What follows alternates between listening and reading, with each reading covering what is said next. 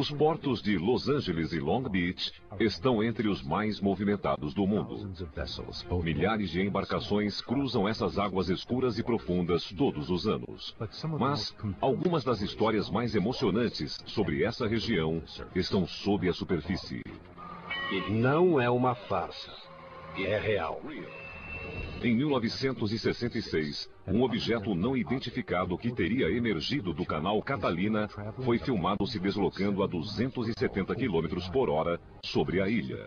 Foi o primeiro de diversos relatos sobre objetos náuticos que exibiam muitas das mesmas características dos chamados OVNIs, mas estes haviam sido vistos entrando e saindo da água. Uma luz branca e forte, movendo-se rapidamente para a água. Foram chamados de OSNIs, objetos submersos não identificados. Há algo realmente extraordinário nestas águas. Agora, novas testemunhas se apresentaram. A gente foi atingido por um raio de luz. Apoiadas por documentos, relatórios policiais, testes e análises científicas. Achamos o culpado, com certeza. A equipe da revista UFO, o editor Bill Burns, o investigador Pat Uskart, o cientista Jeff Tomlinson e o especialista Ted Eckworth desvendarão o caso dos OSNIs da Ilha Catalina. Eles usam este lugar como o esconderijo de um caçador. E somos as presas? Esses casos seriam apenas resultado de excesso de imaginação ou seriam algo mais? Vi uma série de luzes diferentes de todas que eu já tinha visto antes. A equipe tentará se aproximar da verdade. Eu estou vendo a cauda de um avião bem ali. Pela primeira vez na televisão, o caso número 66307, objetos submersos não identificados.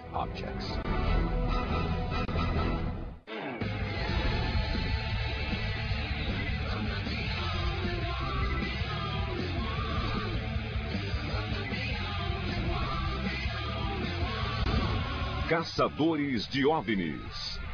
OSNIs.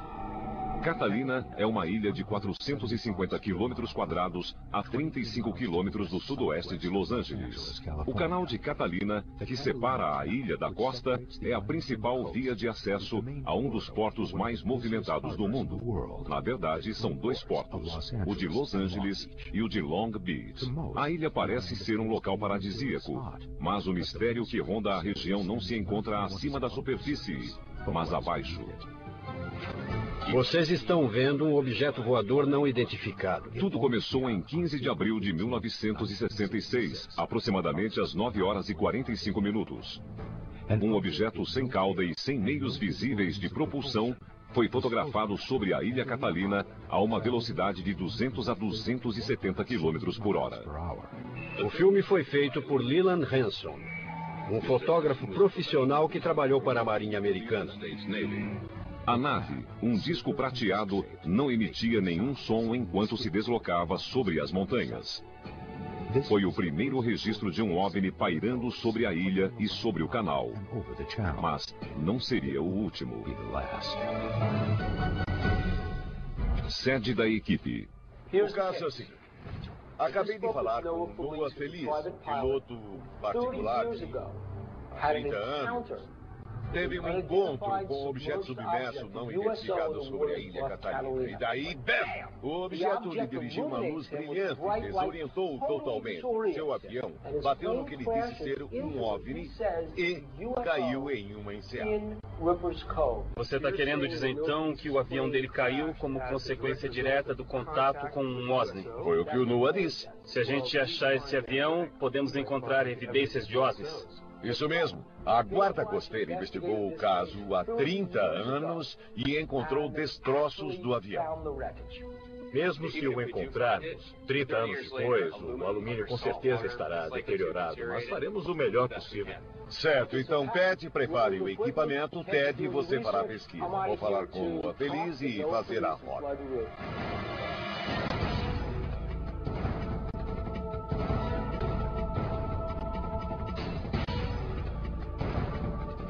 Enquanto o Bill conversa com o Noah, eu vou falar com o Paul Elion e o David Rousseau sobre o que viram. Seus relatos são semelhantes e correspondem ao famoso disco de 1966 que foi filmado. Então temos várias evidências fortes em torno da Ilha Catalina e do canal. No final da tarde de 29 de dezembro de 1968, o advogado Paul Allione, morador de Palos Verdes, Califórnia, avistou estranhas luzes sobre o canal de Santa Catalina. Segundo Allione, as luzes voavam alinhadas e então pararam inesperadamente sobre a superfície da água. No noticiário noturno, era a principal matéria. Disseram alguma coisa como: temos uma resposta para os telefonemas que recebemos sobre as luzes que foram vistas ontem à noite. Para esses relatos chegarem a ser notícia, não eram apenas alguns malucos ligando, eram no mínimo dezenas de pessoas, talvez centenas, que ficaram tão alarmadas e perturbadas que alguém achou que elas precisavam de alguma explicação. Porém, essa explicação foi pouco convincente.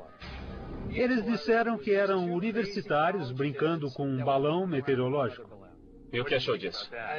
Em um grande número de casos, a explicação que ofereceram é que era um balão meteorológico. Incluindo o caso Roswell. Agora, quando olho para trás e penso em todas essas explicações, fica ainda mais claro para mim que aquilo que eu vi realmente era uma anomalia e... Porque as explicações eram absurdas. Sim, eram absurdas, como todas as outras que são oferecidas. O relato de Allione, bem como o filme de 1966, deu início a uma série de relatos sobre OVNIs na área.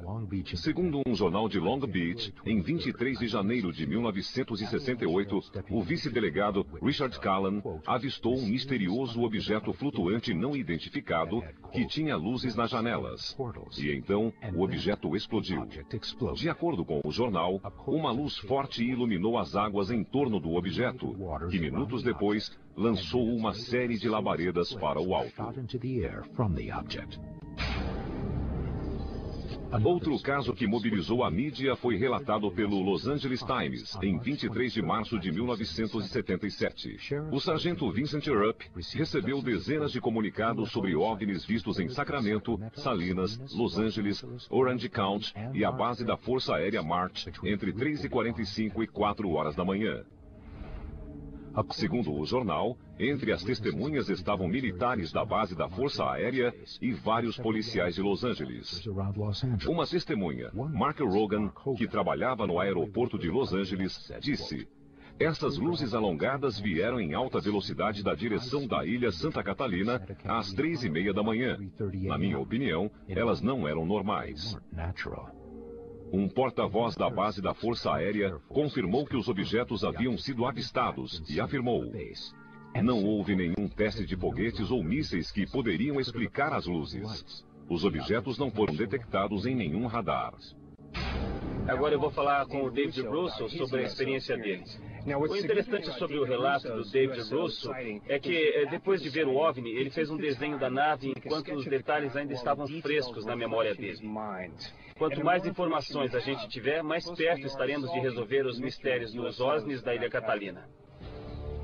Moro em Long Beach, a 2 quadras do mar.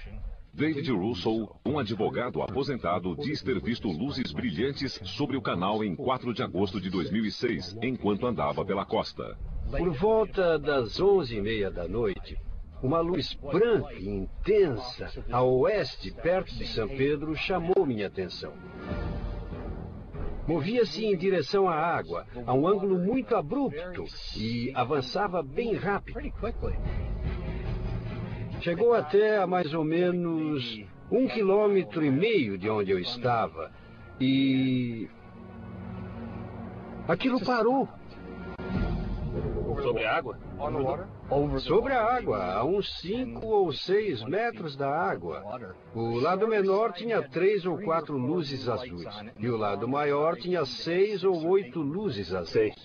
Girou durante 30 ou 45 segundos. E então as luzes azuis se apagaram e ele de repente sumiu em direção à Ilha Catalina em menos de 1 segundo. Eu preferia não ter visto isso. Você acha que a sua vida seria mais fácil? Agora, alguma parte da minha mente está sempre pensando e perguntando, mas na verdade, o que foi que eu vi? Um dia eu saberei. As águas escuras e misteriosas ao redor da ilha Catalina é uma das áreas mais ativas em termos de aparições de OVNIs, objetos submersos não identificados. Em 26 de janeiro de 1980, o encontro de um piloto com um OVNI sobre o canal de Santa Catalina resultou em uma morte e se tornou um dos principais eventos relacionados a essas naves. Noah Felice, um piloto com 14 anos de experiência, e seu primo Mark decolaram da ilha Catalina em direção a Las Vegas, no Piper Cherokee de Noah. Pouco depois, ele avistou um objeto na água. Enquanto dava uma volta para ver melhor, o objeto não identificado subitamente desferiu um jato de luz que descontrolou o avião de Noah. Momentos depois, o avião caiu de uma altura de 300 metros nas águas profundas do canal. Noah foi salvo, mas seu primo Mark não escapou. É um caso importante por 3 motivos. Primeiro, é atual, não ocorreu há 60 anos e todas as testemunhas já morreram. Segundo, Noah é piloto, um observador treinado, sabe o que viu, não é dado a fantasias. Terceiro, sua credibilidade foi atestada em tribunais porque ele é investigador particular. Em vários casos, ele participou como testemunha. Ele é muito confiável. Estamos empolgados em poder investigar essa história. Diga-me como foi quando decolou daqui 28 anos atrás e voou para aí. Decolamos e, sem mais nem menos, meu primo disse que tinha de 5 a 6 meses de vida. Você o conhecia bem? Nós crescemos juntos, éramos praticamente como irmãos biológicos. Quando ele disse que tinha 5 ou 6 meses de vida, eu resolvi dar a volta e ir direto a Las Vegas para tentar erguer os ânimos. Então vocês iam para Las Vegas, passar algum tempo juntos, pois não sabiam quanto ele ia viver. Os dois fariam a rota habitual de Noah em 1980. Vocês decolaram. E o que aconteceu depois? Enquanto voávamos, eu comecei a ter sensações estranhas. Os pelos começaram a arrepiar. E vi um objeto muito estranho na água, do tamanho de 2 casas. Eu não distingui seu formato por causa da água. A partir daqui, o relato de Felice torna-se dramático. Ele disse que ao se aproximar para ver melhor, viu vultos. No topo do objeto havia uma porta. Não era uma pessoa, mas era alguma coisa. Eu não sabia o que pensar, por isso eu decidi dar a volta e me aproximar para ver melhor. E o que aconteceu? Fomos atingidos por um jato de luz. Depois de fazer a volta, Felice foi ofuscado por uma luz extremamente brilhante, emitida pelo objeto. A luz acompanhou o avião durante 34 segundos. Ao mesmo tempo, passou a controlar os instrumentos do avião. Estava viva. Era como uma luz líquida. Foi quando os sons cessaram. Eu não sentia mais a vibração do motor e fomos atingidos por um segundo jato de luz. Segundo Felice, o segundo jato de luz controlou ainda mais o avião, até levá-lo a seu trágico destino. A parte interior do avião brilhava. Eu sabia que estávamos nos movendo porque a luz se tornava mais intensa. Parecia que havíamos passado por um portal, não físico, mas um portal ou um portão ou estrutura da própria luz. E foi então que nós batemos na água. Noah, bem como o corpo de Mark, foram resgatados pela guarda costeira 20 minutos depois. Com o impacto, Noah teria sido atirado para fora da cabine. Seu cinto de segurança teria se rompido e o para-brisa teria se quebrado. Mas ele não sofreu nenhum trauma, exceto uma leve concussão e uma fratura na perna. Noah está convencido de que foi salvo pelo OVNI e que quando o avião for encontrado pela equipe, ambos os cintos estarão fechados e o para-brisa intacto. Foi inacreditável. Eu estava congelando, havia sangue por toda parte. Foi horrível, muito assustador. Eu fiquei morto durante 15 ou 20 minutos até alguém vir me salvar. Morto durante 15 ou 20 minutos? Então isso é uma impossibilidade médica. Teoricamente, quando o cérebro não recebe sangue durante 5 ou 7 minutos, as células se contraem e ocorre morte cerebral. Outra coisa que eu não entendo é como os tubarões não me comeram. Nós iremos até o fundo do mar. E se o avião continuar lá, vamos trazê-lo para cima. Faremos o que puder. Acabamos de percorrer a rota para ver onde o Osni derrubou o avião.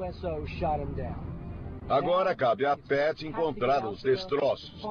Noah disse que não se lembra de ter saído da cabine. Mas não sofreu cortes. Como ele saiu se não foi pelo para-brisa? O cinto de segurança estaria preso? Se estiver, confirmará sua suspeita de que os alienígenas o tiraram da poltrona. E quanto aos instrumentos? Se encontrarmos um deles magneticamente travado em uma certa posição, saberemos o que atingiu o avião. Para resolver o caso, a gente precisa achar o avião. Vamos lá. Estamos nos aproximando da primeira parada do local onde, segundo o relatório da delegacia de Avalon, o avião teria caído. Seria naquele porto. Mas a guarda costeira disse que foi na enseada. A equipe conseguiu os relatórios da delegacia de Avalon, segundo os quais o avião de Noah pode estar em 2 lugares, no Porto Empire ou na enseada Reaper. Os 2 locais ficam a aproximadamente 13 quilômetros de Avalon, no lado da ilha que fica em frente a Los Angeles.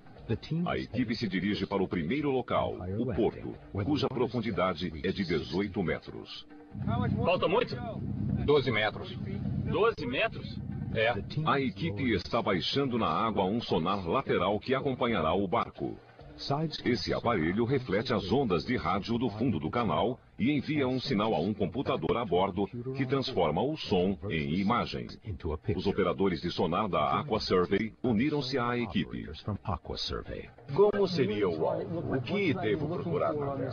Alta reflectividade, metais. Então, tudo que for preto, que pareça unido, que não seja curvo e não pareça corroído. Sim, dizem que é como pornografia. Não dá para descrever, Mas sabemos quando vemos.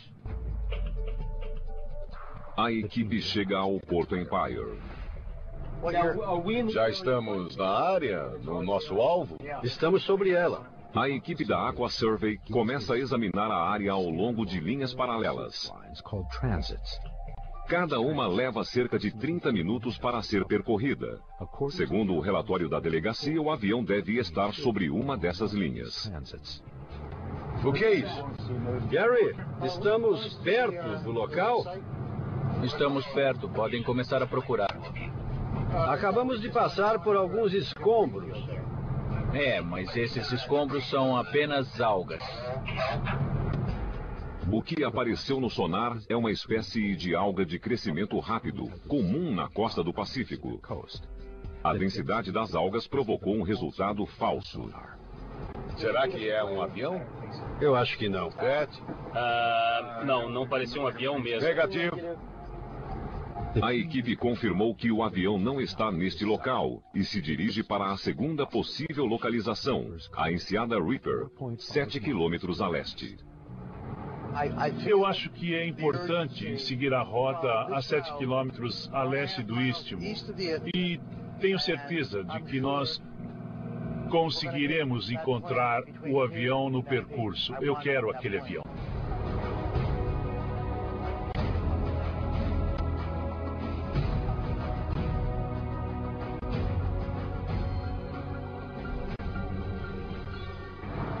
Espera um pouco. Espera um pouco. Espera um pouco. Veja a força do sinal aqui. Está bem alto. É a cauda de um avião. Aí está. Veja isso. É a asa de 4 metros, 9 metros de envergadura. Veja a cauda. Aqui? Acho que é a cauda e uma asa. Está vendo? É a cauda e uma asa. Será que achamos? Jeff, vem dar uma olhada. Estamos passando sobre escombros. Veja. Acha que pode ser uma asa? A asa e uma cauda, a fuselagem e a cauda. Caramba! Capitão Dave? Sim. A gente está em cima dos escombros. Está na hora dos mergulhadores descerem. Está bem, vamos lá. Tá legal. Jake, a 21 metros de profundidade sobre o barco. Vá para o norte, mas não desça mais de 30 metros. Jake, se encontrar o avião, primeiro quero que veja se o para-brisa está intacto. Se a cabine estiver intacta, olhe dentro dela. Quero também que verifique se os cintos de segurança ainda estão presos. NOAA afirma que foi retirado do avião por uma entidade desconhecida, possivelmente a mesma que derrubou o avião. NOAA foi resgatado fora do avião. Só podia ter saído pelo para-brisa. Se o cinto de segurança e o para-brisa estiverem intactos, a versão de NOAA será confirmada. Qual é o número da cauda? 81 Mike. 81 Mike. Boa sorte. Encontre-o para nós.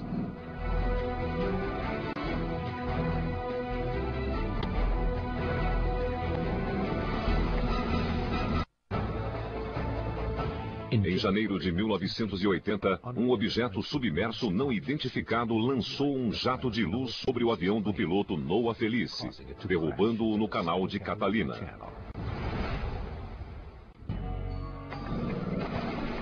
A equipe agora busca o avião sob a água. Se o encontrarem e o para-brisa estiver intacto, terão evidências de contato com o OSNI.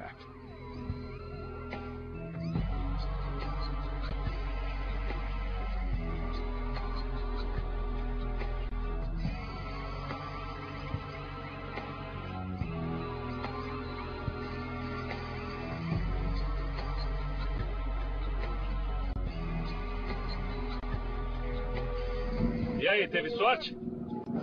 Não é o avião. É um barco pequeno. Quê? Um barco pequeno. No começo eu achei que fosse o avião, aí eu pensei, meu Deus, é ele. Comecei a nadar ao redor dele, olhando. Cheguei à traseira e vi uma forma familiar. Era um motor de popa. Além de Noah Felice, duas outras fontes confiáveis apontam esta área como o local do acidente: a guarda costeira de Catalina e o delegado de Avalon. Mas agora o mistério aumentou. O avião não está aqui. Jake mergulhou, procurou bastante, encontrou vários alvos, mas não achou o avião de Noah Felice. Onde está? Vamos mandar Jeff e Ted ao laboratório para analisar as correntes, as inclinações, as marés, os ventos. Vão descobrir o que pode ter acontecido ao avião de Noah. É um mistério, mas no laboratório descobriremos o que aconteceu ao avião de Noah Felice. Desde 1980, o avião pode ter saído de sua posição original. Oi, John. Jeff. Oi. O Jeff e eu estamos no laboratório e vamos recalcular a posição e ver se descobrimos informações a mais que nos ajudem a estimar melhor a localização do avião. O cientista John Tyndall demonstrará as forças em ação sob a superfície da água e que efeito podem ter exercido no avião ao longo de 27 anos. O efeito Bernoulli diz que fluidos em movimento têm menos pressão que fluidos estáticos. Vejam essas duas placas aqui. Podemos aproximá-las acelerando o líquido entre elas, ou o fluido no caso do ar. Isso as aproxima. Vemos isso nas asas dos aviões. O ar sobre a asa move-se bem mais rápido do que o ar sob a asa, causando uma zona de pressão baixa. O que pode ter acontecido ao avião sob a água é que, enquanto está parado e as correntes passam sobre ele, o avião começa a se elevar e, se estiver em um declive, ele pode se elevar e escorregar, descendo e descendo cada vez mais. O que nós vamos tentar provar é que a fuselagem do avião foi afetada pelo efeito Bernoulli. Olhando a topografia da região próxima à costa da ilha Catalina, vemos um penhasco muito íngreme que chega até a água e continua descendo sob a superfície. Se o avião caiu perto da costa, a uma profundidade de 10 a 15 metros, então pousou sobre um declive íngreme. Então, calculamos que, ao longo de tantos anos, acabou o levando a deslizar cada vez mais para baixo. Eu vou dar início à corrente e vai fazer barulho. Vamos ter que falar alto. Vejam como está cavando sobre a dianteira do objeto e acumulando material atrás. Estão vendo? Aí está. Está assentando. Está assentando.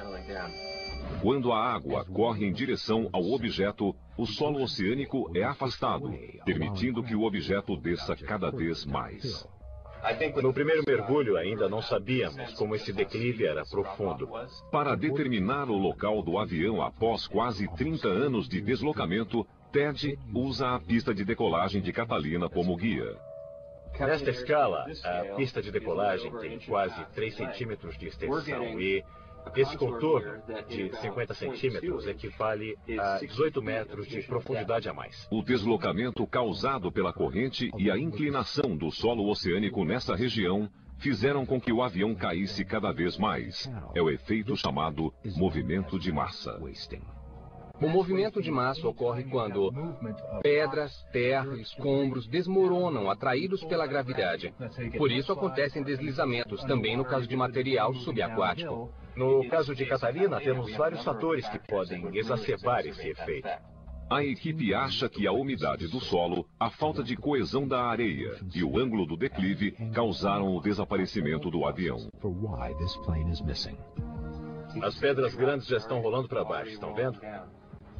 Estão vendo esse movimento de massa? Imagine agora que há um objeto sobre a superfície. Ele rolaria para baixo junto com a pilha de areia. Agora, a fuselagem do avião está sobre a superfície e agora estamos empurrando água contra ele para ver se ele vai continuar descendo. Muito bem, lá vai ele. Saiu. Está descendo. Caiu de encontro à corrente.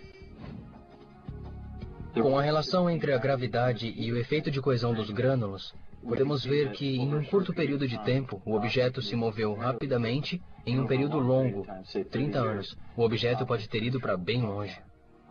Olha, gente, achamos o culpado. Com certeza. Eu tenho certeza de que, no local onde esperamos que o avião esteja, como o declive e todos esses fatores, houve muito movimento de massa para o fundo do mar.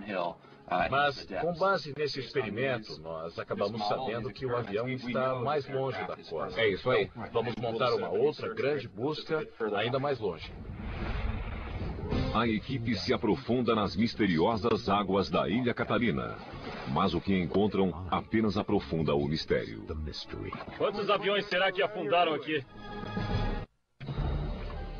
Com base nos experimentos, a equipe se dirige a uma nova área, para onde acham que o avião deslizou a 3 quilômetros do local original de busca. Com base em informações novas sobre as correntes esperadas nessa região, estendemos a busca para águas ainda mais profundas. A nova busca aproxima a equipe da bacia de São Pedro. Uma das partes mais profundas do canal chega a mais de 1 quilômetro de profundidade. Segundo muitos pesquisadores de OSNIs, a alta concentração de aparições no local pode estar relacionada a esse trecho profundo, que ofereceria um esconderijo perfeito para as naves. É isso que estamos procurando. É a asa de um Piper Cherokee. Nós achamos que o avião deva estar em algum lugar por aqui. As buscas que fizemos antes foram nesta área destacada. Estamos prevendo que o avião deslizou lentamente por esse declive, afundando cada vez mais para dentro d'água. As fortes correntes do canal fazem os objetos se deslocar com o tempo. Enquanto as correntes elevam o objeto, a gravidade os atrai lentamente para baixo. Essa é a teoria científica. Mas a equipe precisa considerar uma nova teoria. O avião poderia ter sido levado por um OSNI? Vamos falar com Preston Dennett. Ele irá nos contar algumas histórias misteriosas a respeito desse canal. Escreveu muitos livros sobre OVNIs e OSNIs no sul da Califórnia e vai nos ajudar a decifrar os enigmas deste canal e descobrir o que seriam os OSNIs da ilha de Catalina. Acho que é uma das áreas de maior prevalência de OSNIs no mundo. É extraordinário. A atividade começou em 1947, na aurora da era dos OVNIs. Eu recolhi entre 50 e 100 relatos desse tipo, apenas nesta área. O pesquisador e escritor Preston Dennett estudou numerosos relatos sobre o canal de Santa Catalina e tem uma teoria sobre a concentração de OSNIs nesta área. Bom, eu cheguei à teoria de que há uma base submarina aqui. Eu sei que parece fantástico, mas como explicar o enorme número de relatos? Por que escolheram justamente este lugar? Estão aqui por nossa causa. Esta área se destaca por estar próxima de um grande centro populacional, Los Angeles. Minha teoria é que os OSNIs usam este lugar como um esconderijo de caçador. Podem esconder as naves, fazer tudo o que precisam fazer e ter acesso a um grande centro populacional. Além disso, esta área é repleta de cavernas e túneis subterrâneos, que vão da base aérea Edwards a Vandenberg e até a Ilha Catalina. Há bastante atividade militar por aqui. Um dos casos ocorreu em 1967. Um homem foi abduzido bem aqui no porto de Avalon. E, sob hipnose, lembrou que foi levado a um local com muros de pedra. Tinha a impressão que era subterrâneo, precisava ser próximo. E onde mais podia ser, senão na Bahia? O canal de Santa Catalina tem mais de 1 quilômetro de profundidade. E se houver cavernas e túneis sob a superfície, a tecnologia convencional não conseguirá confirmar sua existência. Nós não podemos chegar às profundezas alcançadas por essas naves. Nem os submarinos nucleares podem alcançar as bases? Não com a facilidade das naves. São capazes de emergir da água e voar direto para cima. Não temos nada parecido. Qual tecnologia eles possuem para conseguir fazer isso? Seja qual for, está muito além de tudo que possuímos. É assustador o que você disse sobre este lugar ser um esconderijo de caçador. Porque, pelo que disse nesse caso, há um caçador. E os únicos outros seres aqui somos nós. E somos a presa. Eu sei, é um pouco perturbador. Eu acho que as testemunhas se conscientizaram de que não estamos sozinhos. E que já não estávamos há muito, muito tempo. Eu estou meio verde, porque a travessia do canal foi um pouco acidentada. Nós passamos 1 hora balançando sobre ondas de 2 metros e isso não pegou bem com os ovos mexidos que eu comi de manhã. Vamos pôr esse peixe no mar, tá legal? O capitão Ray Arst navega pelas águas do canal de Catalina há mais de 20 anos. Tá legal. Tudo pronto. Vamos registrar. A gente colocou na água o sonar lateral, ou peixe, como é chamado, e vamos percorrer a grade procurando o alvo. O sonar enviou um pequeno sinal. Queremos saber se mandaremos ou não a sonda para baixo para encontrar o alvo. Qual é a forma? Cilíndrica. Ah, cilíndrica. Como a fuselagem de um avião? Mas então a gente não veria asa. Por que só a fuselagem? Pode ter quebrado com o impacto, ou então não podemos ver as asas por causa da posição que ele está, por vários motivos. A equipe continua a examinar a enseada Reaper. Ted, venha ver isso. O que apareceu aí? Uma forma que parece a de um avião no sonar. Ah, é? É o que parece. Ótimo. Está bem nítido, parece um motor, asas. Eu acho que, olha, pode ser um avião, sim. Mas então não é só um alvo, está parecendo mais com um avião. Não, é um avião. Eu vou mergulhar com você dessa vez. Vamos juntos agora, tá? Eu estou animado porque o nosso alvo realmente parece um avião. E há uma grande chance de que seja o nosso avião. Se o NOAA foi tirado da cabine por extraterrestres, o para-brisa não estará quebrado e os cintos estarão intactos. Então eu espero encontrar para-brisas e cintos de segurança intactos para confirmar que o NOAA teve mesmo contato com extraterrestres. Betsy e Ted procuram em uma área a 33 graus, 27 minutos ao norte e 118 graus, 25 minutos a oeste. O avião está a cerca de 30 metros da superfície. É um avião pequeno e desbotado que corresponde à descrição de NOAA. Seria este o avião de Noah? E se for, a equipe conseguirá confirmar que foi derrubado por um objeto não identificado?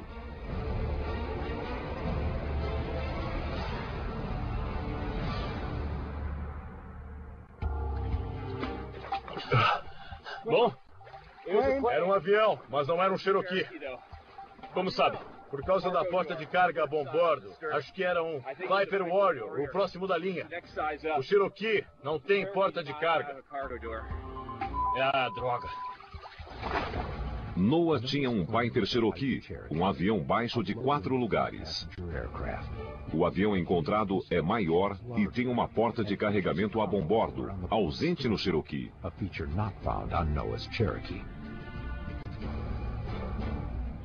O avião parecia ter desaparecido. Porcaria. Quantos aviões será que afundaram aqui? Ele pode ter deslizado pelo declive. Confirmando sua teoria. O avião que estamos procurando caiu há 28 anos e pode ter deslizado ainda mais que esse. Deve estar mais fundo. A gente encontrou um avião, mas não é o de Noah. Segundo os cálculos do TED, o avião se deslocou dentro desta área. Mas acontece que não está aqui. A questão é onde está o avião. Isso só aumenta o mistério dos OSNIs da Ilha Catalina. O que diz a nossa teoria? Primeiro, que o avião foi levado até a costa e depois foi destruído. Segundo, que o movimento das ondas, das correntes e do vento o agitaram e ele desceu para o fundo ainda mais. Vamos supor que exista uma base de OSNIs por aqui. Eles podem ter levado o avião ou feito alguma coisa para ocultar a presença. Então, mas nós não podemos confirmar e nem negar essa hipótese. O Noah é uma testemunha bastante confiável. E eu sinto que alguma coisa realmente aconteceu aqui. Então, eu acho que não podemos descartar a possibilidade de algum tipo de intervenção extraterrestre com este avião. Qual a ligação entre os relatos sobre OSNIs no canal de Catalina e o avião de Noah? Essa é a parte perigosa. As análises científicas chegam a resultados surpreendentes. Em 1980, o avião do piloto Noah Felice foi atingido por um jato de luz que dominou a aeronave e a derrubou. Agora, a equipe quer saber se pulsos eletromagnéticos podem desligar instrumentos. A especulação é de que o OSNI enviou um pulso eletromagnético sobre o avião. Desligou seus instrumentos e ficou sem energia e acabou caindo. A equipe está no laboratório para testar a hipótese. Esse experimento será um pouco perigoso, mas acho que vai nos ajudar a entender o caso de Noah Felice e dos OSNIs. Vamos ver se um forte pulso eletromagnético pode desativar o motor. Bom, conseguimos um eletroímã muito potente. Pode ligar, Jeff. Ele segura o ímã. Agora, pode desligar. Tá legal. Este ímã é diferente dos ímãs comuns que tem polo sul e polo norte e continuam assim o tempo todo. Este ímã é de corrente alternada e por isso oscila para frente e para trás o tempo todo. Portanto, podemos induzir a corrente. Podemos pegar o campo magnético e aproximá-lo da barra de aço, fazendo com que os elétrons fluam e acendam esta luz. Tá legal, Jeff? Pode ligar. Estão vendo a luz acendendo? Bom, isso mostra que podemos criar, controlar e dirigir um campo magnético, aplicá-lo a outro objeto sem tocá-lo, de longe e induzir uma corrente elétrica ainda. A corrente elétrica usada no motor do avião pode ter sido interrompida por uma intensa força eletromagnética. Se o relato for verdadeiro e o objeto emitiu um forte raio eletromagnético que engoliu o avião de Noah, esse raio também pode ter desligado o motor. No gerador do motor, ou então no volante, há um ímã permanente. E à medida que o volante gira, ele passa por esta bobina e gera um impulso elétrico que atinge a vela de ignição e então liga o motor. Agora, o que vamos tentar fazer é induzir uma corrente que o motor não está esperando e, desse jeito, fazer com que ele desligue, como teria acontecido no incidente com o Osni. Com esse experimento, nós queremos ver se conseguimos, para esse e outros propósitos, moldar um motor de avião, gerar um impulso eletromagnético e acabar neutralizando a função do motor. Essa é a parte perigosa. Cuidado, para trás. Nós temos um gerador eletromagnético, que é um eletroímã de alta potência. Agora vamos dirigir o campo magnético para o motor e vamos ver se ele será desligado. Pode ligar. Para trás.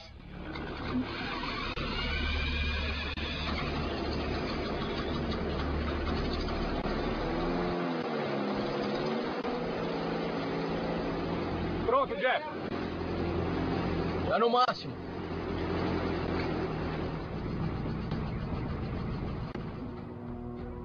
Legal, Jeff. Nossa. Puxa! Aí já deu, hein? Essa foi uma pequena demonstração do que pode ter acontecido em escala maior. Nós mostramos que, quando se aproximou, o ímã alimentou a bobina, cortou o fluxo de elétrons para a vela de ignição e acabou desligando o motor. Nos aviões, tudo é muito leve. Não há muito aço, nem muito ferro, que podem dispersar o campo magnético. Bom, se um campo magnético foi dirigido ao avião, não haveria coisa alguma que o impedisse de chegar ao gerador. Espera aí, então podem enviar através desse eletroímã energia demais para a vela de ignição e de repente causar uma falha? Se gerarmos um campo eletromagnético muito forte e o dirigirmos através do sistema, seria possível neutralizar o motor do avião a uma distância que eu creio de uns 300 metros. É um exemplo formidável. Pegamos um relato de uma de nossas testemunhas, fomos ao laboratório e demonstramos que poderia mesmo ter acontecido.